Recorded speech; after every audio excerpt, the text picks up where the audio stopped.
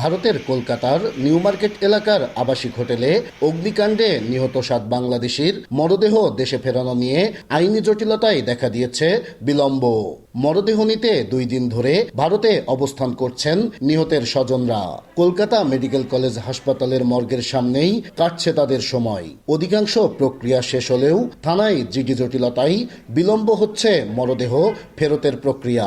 Embassy যত দ্রুত আমাদের এটা সার করে পাঠাবে, আমরা তত দ্রুত হাতে পাবো।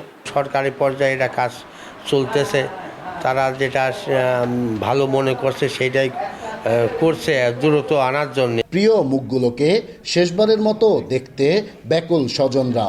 কুষ্টিয়ায় নিহতের পরিবারে চলছে শোকের মাতম। দ্রুত মরদেহ দেশে ফেরত পাঠানোর দাবি তাদের। সবসময় পথ চেয়ে আছে, আমরা আর এইভাবে পথ চেয়ে থাকতে পারছি না। আজকে কালকে করতে করতে কালে পড়ে গেছে। তা সরকারের কাছে আমরা অনুরোধ করতেছি, আমার সন্তান যত তাড়াতাড়ি আমরা আমাদের কাছে ফিরাই দিই। কয়েকদিন থেকে অপেক্ষায় আছে আমার সন্তানের লাশটা দেখার জন্য।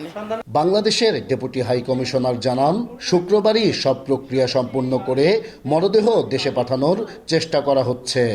জিডি এবং আইএফআরআর এনওসিগুলো যদি ইস্যু হয়ে যায় এবং এখান থেকে হয়তো ভোমরা যেতে মাত্র 3 ঘন্টা লাগে, সেটা হয়তো চলে যেতে পারবে এর মধ্যে।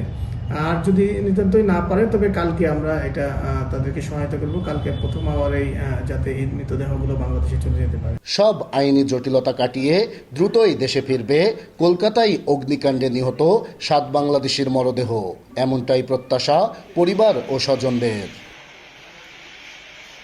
নাহিদ হাসান তিতাস, দেশ টিভি।